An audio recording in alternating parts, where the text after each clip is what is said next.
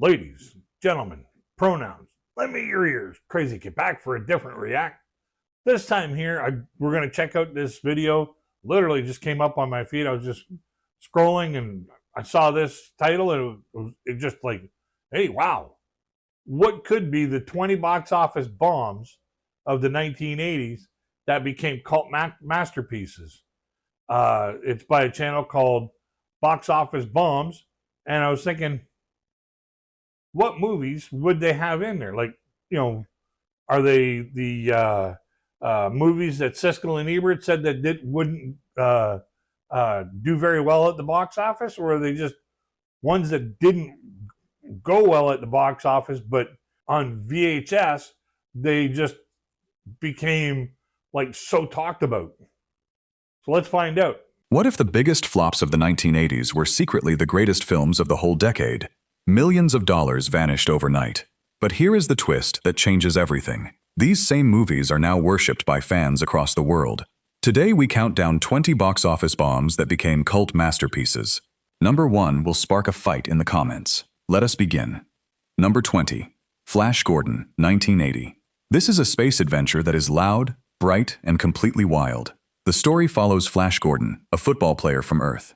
He teams up with a scientist and a travel agent. Together, they fly a homemade rocket to a strange planet. There, they meet the evil Emperor Ming. Ming plans to destroy the Earth just for fun. Flash must stop him and save everyone he loves. The most famous part is the music. The rock band Queen wrote the songs. When the hero charges into battle, the word Flash booms over the speakers. Fans still sing it today. And I actually saw this movie back in the day on VHS, and I thought it was a great movie. Costumes shine with gold and red. The sets look like a comic book come to life. When the movie opened, American audiences were confused. It cost around $20 million to make. It did not earn much at home. Studios saw it as a swing and a miss. Critics called it silly and cheap-looking. People thought the whole thing was a joke. But over time, that joke became a treasure. Fans fell in love with the bold colors and the funny lines. They loved how the movie never took itself too seriously. It became a favorite at late-night showings. The soundtrack turned into a classic on its own. Today, many filmmakers point to it as a huge inspiration. You can see its style in newer space movies. Fans still throw parties, dressed as their favorite heroes. What once looked cheap, now looks brave. Flash Gordon proved that fun can beat logic. And that is why it kicks off our list. Number 19. Clue, 1985. This is a murder mystery that is also a comedy. Yeah, and this actually went along with the board game. And it was actually quite a funny movie. I watched this, I believe I watched this at the theater with my parents. And it was one bad joke after another. It is based on the famous board game. 6 strangers are invited to a spooky mansion for dinner. Each guest is given a fake name, like Mr. Green or Mrs. Peacock. A butler named Wadsworth greets them at the door. Soon the host turns up dead. Then more guests meet a sudden end. The visitors must find out who is guilty before the police arrive. The funniest part is the ending. The movie had 3 different endings. Each theater showed only one, so the person sitting next to you might have seen a totally different answer. The home video version shows all 3, one after another. It is clever and hilarious. When it opened, the film flopped hard. It cost about $15 million. It barely made that back in theaters. Critics were not kind. They said a board game could not make a good movie. Audiences stayed away. The studio moved on quickly. But something wonderful happened later. The film played over and over on television. Families watched it again and again. Fans learned the jokes by heart. The fast-talking butler became a legend. People quoted the lines at parties. Slowly, the flop became a beloved comedy. Today, it is seen as one of the smartest, funny movies ever made. Actors still get asked about it decades later. A whole new generation keeps discovering it. Clue teaches us that a weak opening does not mean a weak film. Sometimes the audience just needs more time to catch on. And an interesting thing about the Clue movie and the Clue game, all of a sudden, like in, I believe it was the early 90s, all of a sudden this new game come along called How to Host a Murder Mystery, which mimicked itself kind of in a sense to the Clue game and the Clue movie. And if you've ever been to a murder mystery party, they're fun. They're a lot of fun. Number 18. Lady Hawk, 1985. This is a romantic fantasy with a cruel curse at its heart. Long ago, a wicked bishop fell in love with a beautiful woman, but she loved a brave knight instead. In his jealous rage, the bishop cursed them both. Now they can never be together. By day, the woman becomes a hawk. By night, the man becomes a wolf. They are always near, yet always apart. A clever young thief joins their side. Together, they hatch a plan to break the curse and reclaim their love. The most beautiful scenes come at dawn and dusk. For one brief moment, the lovers almost touch before the change takes hold. It is heartbreaking and lovely. When it opened, the film did not do well. It cost around $20 million. It earned less than that. Some viewers were confused by its modern music in a medieval world. Critics gave it mixed reviews. Audiences mostly stayed home. The studio counted it as a letdown, but the film gathered a warm and loyal following over time. Fans adored its sweeping romance and its clever hero. They loved the gorgeous scenery and the tragic curse. On home video, it reached people who had missed it in theaters. Slowly, it became a beloved treasure for fantasy lovers. Many now name it a hidden gem of the decade. Its bittersweet love story still moves new viewers today. Its haunting curse lingers in the mind. Lady Hawk proves that a movie can be quietly beautiful and still be missed at first. Sometimes the most tender stories take the longest to find their fans. Number 17. Streets of Fire, 1984. This movie calls itself a rock and roll fable. It takes place in a city that feels like both the past and the future. Cars look old, music sounds new. A famous singer named Ellen is grabbed by a biker gang. Their leader is a mean man named Raven. Ellen's old boyfriend, a tough soldier named Tom, comes back to town. He teams up with a fighter and a driver. Their mission is simple: save Ellen and bring her home safe. I've never seen Lady Hawk, and I've never seen this movie. So this is all brand new to me. Like, this is probably the reason why I didn't watch these movies, is because they bombed so big at the box office. The best scene is the closing concert. The music swells, the lights glow. It feels like a dream you never want to end. The whole film looks like a music video, years before those became normal. When it hit theaters, it did poorly. It cost around $15 million. It only earned about half of that. Critics were split. Many felt the story was too thin. Audiences did not know what to make of it. The studio counted it as a loss. But the movie refused to fade. Its wild look and pounding songs found new fans on home video. Music lovers adored the soundtrack. Filmmakers studied every frame. They loved the mix of neon lights, rain-soaked streets, and leather jackets. Over the years, its style has shown up in many hit shows and games. What seemed strange in 1984 now looks ahead of its time. The director once said he made the film he wanted to see as a teenager. Fans are glad he did. Streets of Fire is proof that mood can matter more than plot. And the thing about movies like this is sometimes it's the soundtrack that actually makes the movie popular. Because people are like, oh, this song that I really, really love was in this movie? Well, let me go watch the movie and I'll find out. And sometimes the movie's out of the box office by then. So they got to wait till it comes out on VHS, Betamax, DVD, or comes out on regular syndication TV for them to actually see that movie and find out where their favorite song actually played into. I've actually seen this one. 16. The Last Starfighter, 1984. Here is a dream every kid has had. What if a video game was actually a test? What if being great at it could change your whole life? That is the heart of this movie. A teenager named Alex lives in a quiet trailer park. He is amazing at one arcade game. He beats the high score. Then a stranger arrives in a strange car. The man reveals a secret. The game was real. It was built to find pilots for a space war. Now aliens need Alex to fly a real starship and defend the galaxy. The famous scene is the reveal. Alex learns the truth, and his jaw drops. Suddenly, a small-town boy becomes a hero among the stars. The film was one of the first to use computer-made images for its space battles. That was a bold move back then. Sadly, the movie did not earn much. It cost about $15 million. It only made a little more than that. It came out during a summer packed with bigger hits. Audiences passed it by. It was seen as a letdown, but young viewers never forgot it. On television and video, it found a loyal crowd.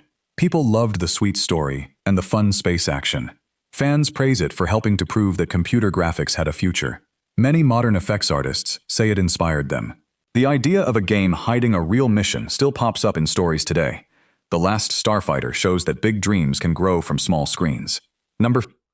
And thing about some of these box office bombs is the reason why they bombed is because there were so many other movies that were that had more advertising dollars behind them to get them into your face while you're watching your television programs or hearing about it on the radio or putting it up on the coming soon section of the movie that you went to watch. If you didn't have the advertising dollars to toss in to put your video or put your movie up on those lists, it was just like, you go to the movie theater and you go, what's this other movie? I've never heard anything about it. So people just don't go to those. 15. Repo Man, 1984. Crystal clear and light. America's drinking 7-Up, and it sure feels. This is one of the strangest films you will ever see, and that is a compliment. A bored young man named Otto loses his job. He falls in with a group of men who take back cars from people who did not pay. This job is called repossession. Otto learns the wild rules of the trade. But there is more going on. A mysterious car is driving around with a deadly secret in its trunk. Everyone wants it. Government agents, thieves, and strange people all give chase. The famous scene involves that glowing trunk. When someone peeks inside, the light is blinding. Nobody in the theater is quite sure what it means. That mystery is part of the fun. The film was made for very little money, around $1.5 million. It got a tiny release. Hardly anyone saw it in theaters. The studio nearly buried it. It looked like a total failure. Then home video and late-night television saved it. The film found young viewers who loved its odd humor. Its punk music soundtrack became famous. Fans quoted its funny and strange lines. Word spread from person to person. Slowly, it turned into a true cult classic. Today, critics call it one of the smartest independent films of its time. It captured a rebellious mood like few movies ever have. New fans keep finding it and falling in love. Repo Man teaches a simple lesson. You do not need a big budget to make something special. You just need a bold and fearless vision. Number 14. The Adventures of Buckaroo Banzai, Across the Eighth Dimension, 1984. We show 2:8 degrees 36 minutes 30.3. Even the title is a wild ride, and the movie is even wilder. The hero, Buckaroo Banzai, does it all. He is a brain surgeon, a race car driver, and a rock star. One day he drives a special car straight through solid rock. This proves that another dimension is real. But his discovery wakes up a group of hidden aliens. They have been living on Earth in secret. Now Buckaroo and his team of friends must stop these aliens from starting a war. The best scene is when Buckaroo drives through the mountain. The whole world changes in an instant. It is bold and unlike anything else. The film confused almost everyone in 1984. And sometimes a title as long as this one here will steer people away, because when you talk about the movies that you actually went to go and see, remembering all, the Buckaroo or whatever this movie was. See, I don't even know, and he just said it.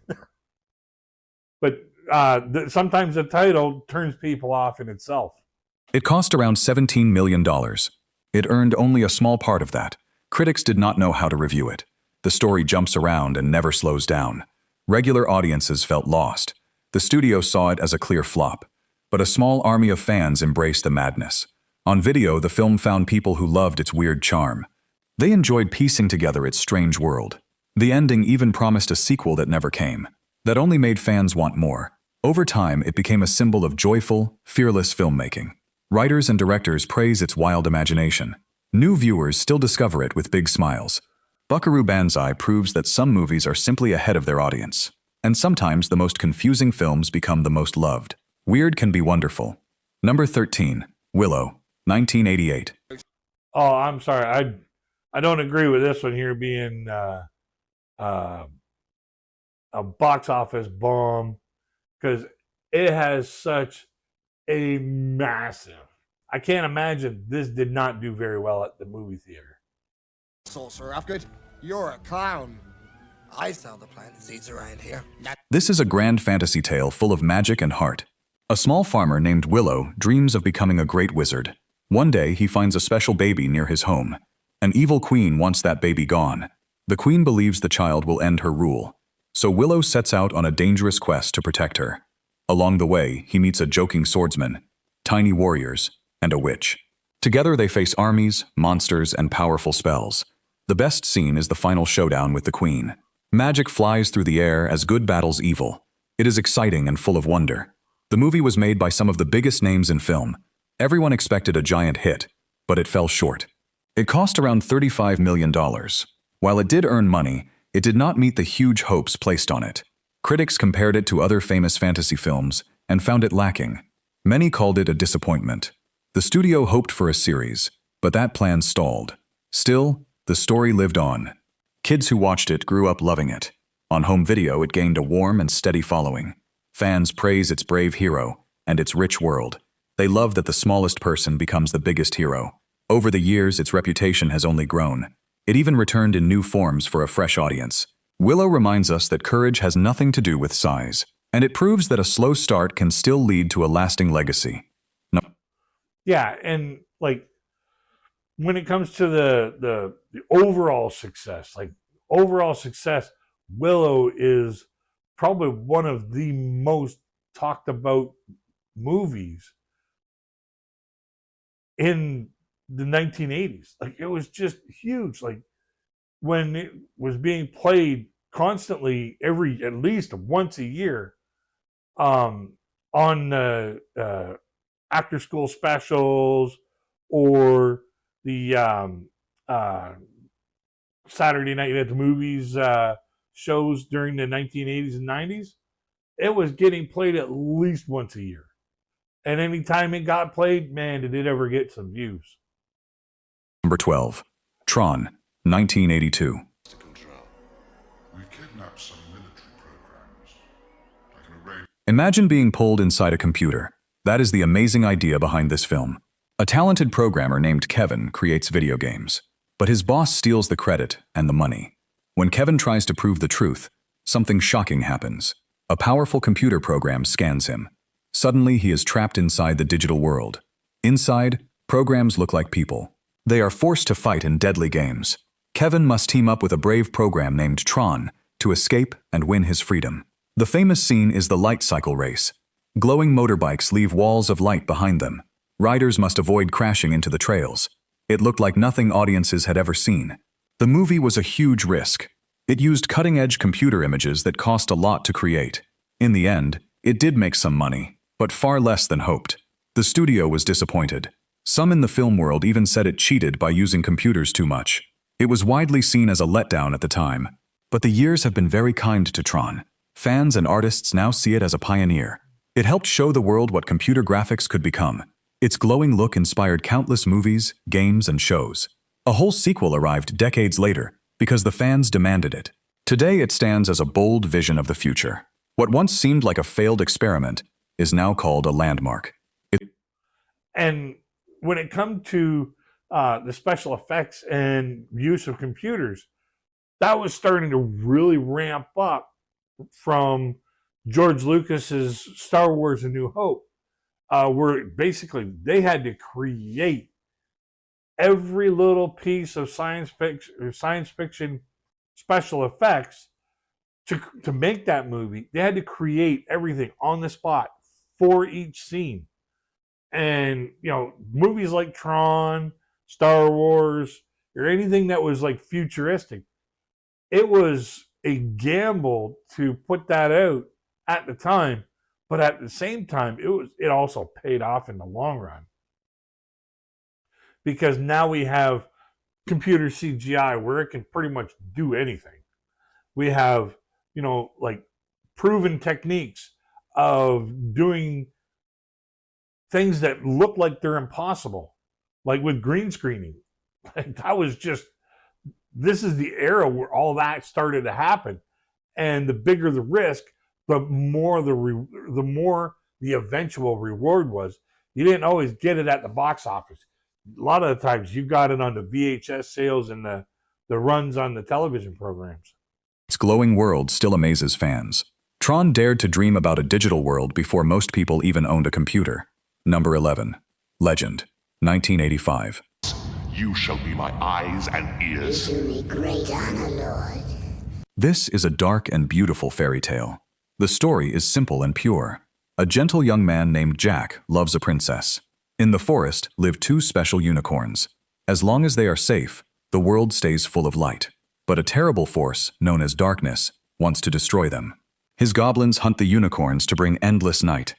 Jack must find his courage, rescue his love, and save the light from being lost forever.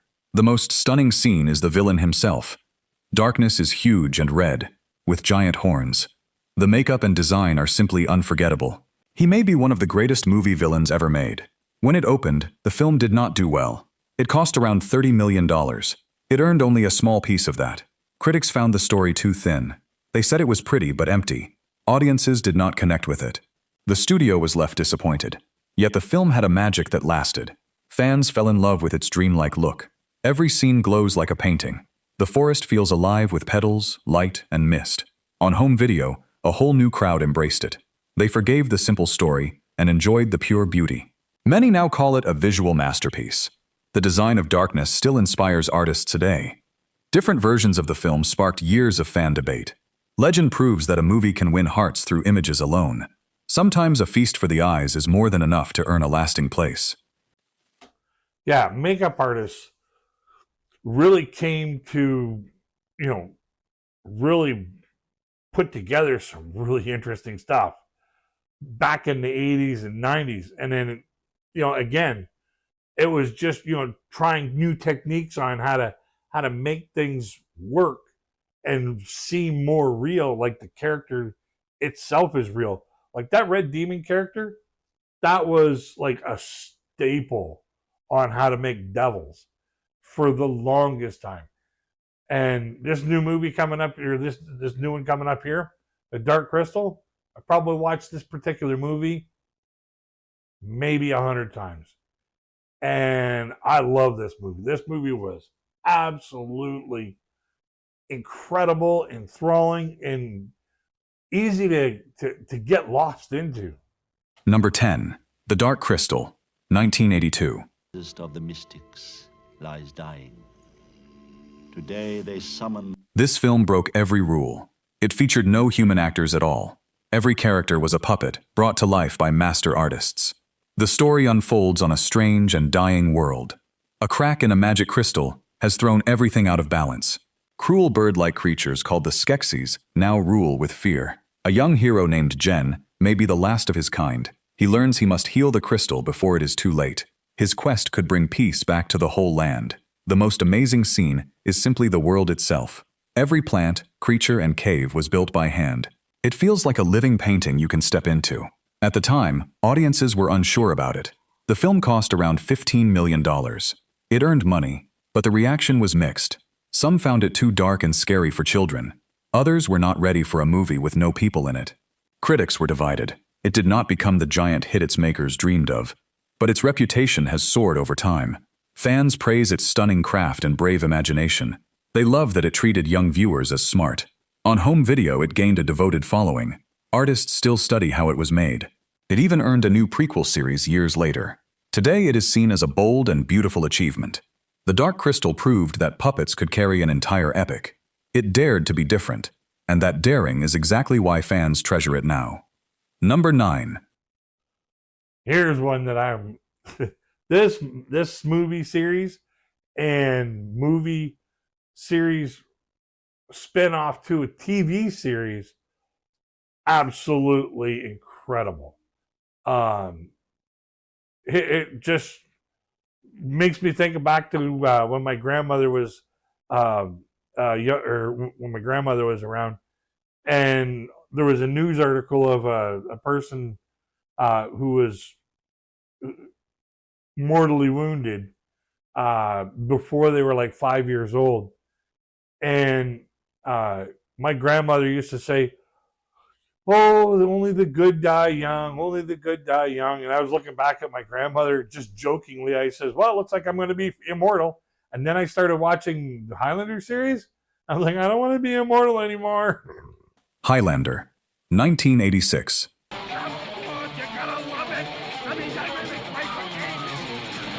Here is a bold idea.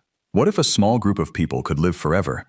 This movie brings that idea to life. A Scottish warrior named Connor learns a shocking truth. He cannot be harmed by normal means. He is one of a rare kind called immortals. These immortals are scattered across the world and across time. They are locked in a secret contest. In the end, only one can remain. The story jumps between old Scotland and modern New York City, as Connor faces his greatest rival. The most famous part is the music. The band Queen wrote powerful songs for the film. Their music makes every big moment feel huge and emotional. When it came out, American audiences ignored it. It cost around $20 million. In the United States, it earned almost nothing. Critics were rough on it. They found the mix of time periods confusing. The studio saw it as a painful flop at home. But the film was far more loved in other countries. And on home video, it exploded in popularity everywhere. Fans adored the cool sword fights and the emotional story. The idea of living forever spoke to many people. Its famous line about there being only one became a favorite. The film grew so popular that it spawned sequels and a television show. Today, it is a true cult giant with fans all over the globe. Its bold idea still thrills fans. Highlander proves that a movie can fail in one place and become a legend somewhere else. And one of the coolest factors of the Highlander series, both the television series and the movie series, was the attention to detail that they went through when they were doing all those time period sensitive filming pieces for flashbacks. And they actually, went to see what they talked like. Like they looked back in the history books to see how they talked, to see how they wrote, to see how, when certain things were going to happen, to bring these characters through these time periods so that it actually made you feel that they were actually from, like the 1500s all the way through and just passing through time to get to the present day. Sometimes the world just needs time to catch up. Number 8. They Live, 1988. They lost 14 banks in 1 week. This movie hides a big idea inside an action story. A drifter looking for work stumbles onto a strange pair of sunglasses. When he puts them on, the world changes.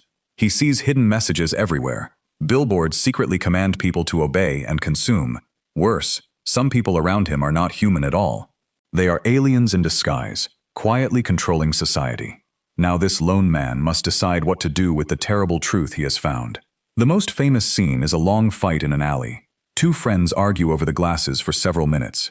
It is funny, strange, and unforgettable. The film was made on a small budget of a few $1 million. It opened at number 1 but faded fast. Critics gave it mixed reviews.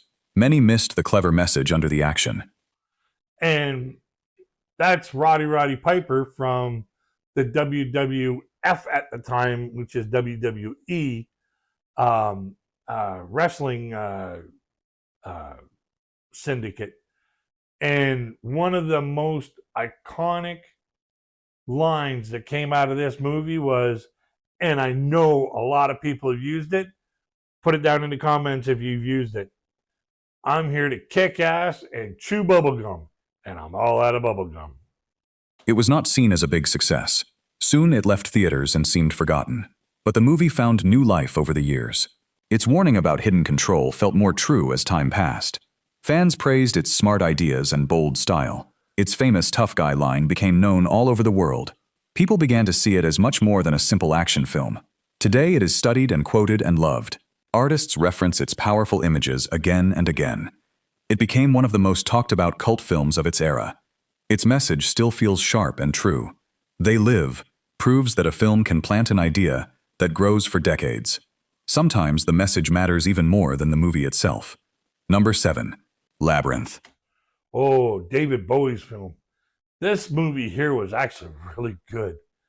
And it was kind of interesting and kind of spooky at the same time. 1986. To the castle beyond the Goblin City to take back the child that you have. This is a magical adventure with music and puppets. A teenage girl named Sarah is tired of watching her baby brother. In a moment of anger, she wishes he would be taken away. To her horror, the wish comes true. The Goblin King spirits the baby away to a far-off castle. Now Sarah must journey through a giant maze to save him. She has only 13 hours before the baby is lost forever. Along the way, she meets odd creatures, tricky puzzles, and strange friends. The most famous scene is a dazzling masked ball. Sarah dances in a beautiful dream while the clock ticks. It is lovely and a little bit spooky. When it opened, the movie struggled. It cost around $25 million. It earned far less at home. Critics were not impressed. Audiences did not show up in big numbers. The failure hurt everyone involved. It was called a major disappointment at the time. Yet few films have aged so well. On home video, it became a beloved favorite. Children who watched it never forgot the maze or the music. Its songs and its puppets won a huge and loyal fan base. Fans dress up as its characters at events today. It is now one of the most cherished fantasy films of the decade. New viewers keep discovering its charm every year. What critics once dismissed is now treated as a classic. Labyrinth proves that a movie can find its true home long after it leaves theaters. Sometimes the audience just arrives a little late. Sometimes the audience arrives on VHS. I don't think I've ever seen this movie here. Number 6. Once Upon a Time in America, 1984.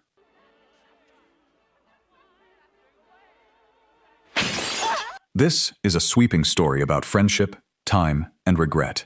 It follows a group of boys who grow up on the streets of New York. They start small, pulling minor schemes to survive. As they grow older, they rise in a world of crime. The tale jumps across many decades of their lives. It shows their triumphs, their losses, and their broken bonds. At the center is a man haunted by his past. He returns home after many years to face old ghosts and hard truths. The most powerful scenes come from its quiet moments. A single look can carry the weight of a lifetime. The music by a famous composer makes every memory ache. Here is the sad twist. In the United States, the studio cut the film to pieces. They shortened it and rearranged the scenes.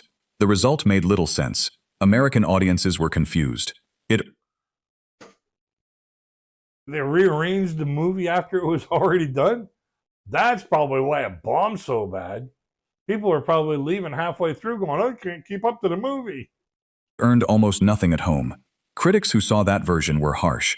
It looked like a total disaster. But the director's full version told a different story. Overseas, the complete film was praised as a masterpiece. Over the years, that longer cut reached fans everywhere. They saw the beauty the studio had hidden. Today it is called one of the greatest films of its kind. Critics who once panned it now sing its praises. Its reputation grew stronger with every passing year. Once Upon a Time in America proves that a movie can be ruined by others and still survive. The right version can rescue a masterpiece from the ashes. Number 5. Big Trouble in Little China, 1986. This was one of the first movies in this series of Big Trouble with this one character. And yeah, after the cult classic started a few years after this one was out, all of a sudden they just started rolling and he started doing good at the box office. Leave Jack Burton alone. We are in his... This movie mixes action, comedy, and magic into one wild package. A loud truck driver named Jack thinks he is the hero. He is really more of a bumbling sidekick. His friend's bride is kidnapped by a strange gang. Jack chases them into a hidden world beneath the city streets. There he finds an ancient sorcerer with terrible powers. This villain needs a special woman to break an old curse. Jack, who understands almost nothing, must help save the day anyway. The most famous scene shows the sorcerer rising in a burst of light and power. It is dramatic, colorful, and a lot of fun. When it opened, the film flopped badly. It cost around $25 million. It earned only a small piece of that. Critics were confused by its odd tone. Audiences did not know if it was serious or a joke. The studio quickly wrote it off. It even pushed the director towards smaller projects. But the film became a giant on home video. Fans fell in love with its humor and its charm. They loved that the so-called hero was often useless and afraid. His funny lines became famous. The mix of martial arts and magic thrilled viewers. Slowly, the flop turned into a beloved classic. Today, it is quoted, celebrated, and adored by millions. Its influence appears in many newer films and games. Big Trouble in Little China proves that being different can be a gift. What baffled people in 1986 is now pure joy for its fans. Number 4. Brazil. I have never seen this one. I have no idea what this one's all about. 1985. he became as good a friend in the good old world. This film is strange, funny, and a little bit scary. It shows a world buried in paperwork and rules. A quiet office worker named Sam dreams of a better life. In his dreams, he flies with wings and saves a beautiful woman. In the real world, everything is gray and controlled. A silly mistake in a form ruins an innocent man's life. Sam gets pulled into the mess. As he tries to fix it, he clashes with the giant, uncaring system around him. The most memorable scenes are Sam's flying dreams. He soars above the clouds with metal wings. These moments feel free and beautiful, unlike his real world. The film had a rough road. The studio hated its dark and strange ending. They wanted a happy one instead. The director fought hard to protect his vision. When it finally opened, it earned very little. Its budget was around $15 million. American audiences found it too odd. It was seen as a costly flop, but the movie won a fierce and loyal following. Fans admired its wild imagination and brave ideas. Its warning about a world lost in red tape struck a nerve. Critics slowly came around and praised its genius. Today it is called one of the smartest films ever made. Its strange images stick in your mind for years. Film schools study it closely. New fans discover it and are amazed. Its ideas feel truer with every passing year. Brazil proves that a movie can be too bold for its own time, and that boldness is exactly why people treasure it now. And that's another good point right there where, sometimes the movie is just too far ahead of its time, just like Star Wars was. Star Wars was way ahead of its time. They pulled off stuff and invented stuff to make that movie, make the special effects of that movie come together. And when they pulled it off great. It is still a fan favorite and a cult classic to this day. And it was done in the 70s, 77. Number 3. Dune, 1984. Yeah, Sting is in this one here. And it was kind of funny because during the 80s and 90s, musical artists and like sports figures would try to, enter into the acting field just to either try and help boost the movie or boost their own career or both. And sometimes it just killed both. This was one of the most ambitious films of its time. It is based on a famous and very complex book. The story takes place far in the future, among the stars. Powerful families fight for control of a desert planet. That planet holds a precious substance found nowhere else. A young noble named Paul arrives with his family. Enemies soon betray them in a brutal attack. Paul flees into the desert and joins its native people. There he begins to fulfill an ancient prophecy and lead a great rebellion. The most striking scenes feature giant sandworms. These massive creatures rise from the desert like living mountains. They are both terrifying and awe-inspiring. The film faced huge problems. The story was so dense that many viewers felt lost. It cost around $40 million, a fortune back then. It earned far less than that. Critics were largely unkind. Audiences were confused by the complex plot. The studio counted it as a major flop. Yet the film never truly went away. Fans of the book defended its bold look and grand style. Its strange and beautiful designs won admirers over time. On home video, it gathered a devoted following. People praised its ambition even when the plot puzzled them. A longer version added even more to enjoy. Today it is seen as a fascinating and daring effort.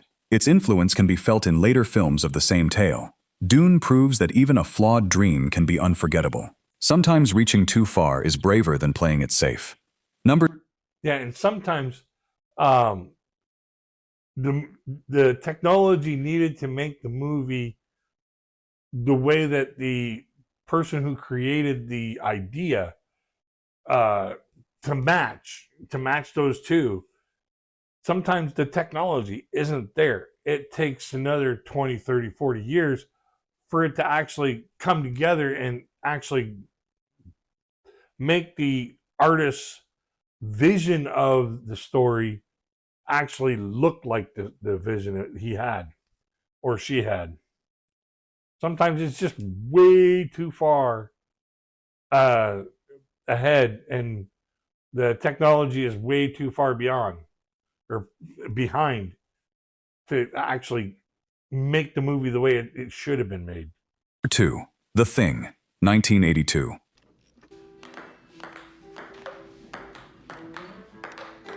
This is a chilling tale of fear and mistrust.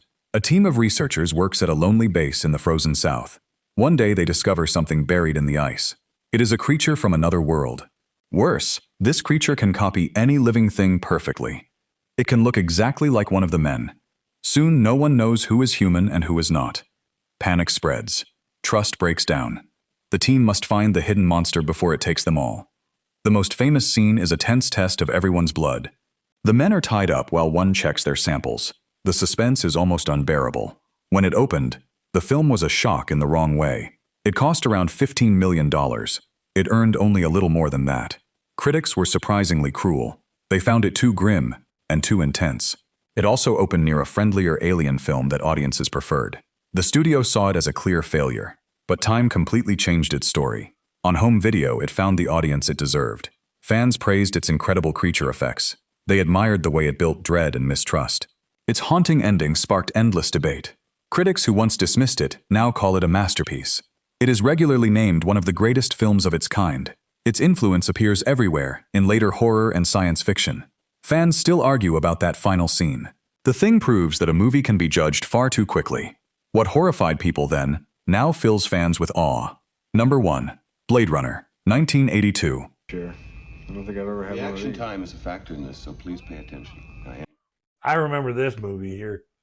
This movie here was, it seemed like it was going to be a good movie at the box office, but it didn't do very well at the box office.